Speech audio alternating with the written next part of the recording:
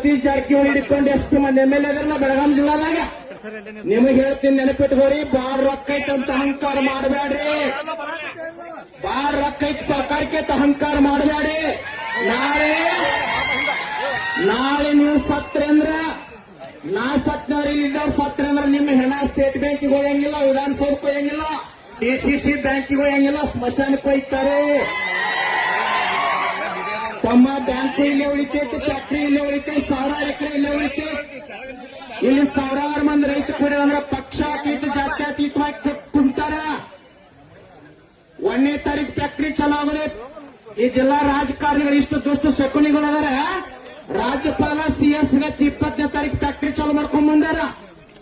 ಆದ್ರೆ ನಮ್ಮ ರಾಜ್ಯಾಧ್ಯಕ್ಷರು ಈ ರೈತ ಸಂಘ ಕಾರ್ಯಕರ್ತರು ಕಬ್ಬು ಬೆಳೆಗಾರ ತಾಕತ್ ಹೆಂಗೈತಂದ್ರ ಈ ಮಕ್ಕಳ ತಾಕತ್ ತಂದ್ರು ಏನತರ ಫ್ಯಾಕ್ಟ್ರಿ ಚಾಲು ಆಗಿಲ್ಲ. ರೈತ ಸಂಘ ತಾಕತ್ತಿದ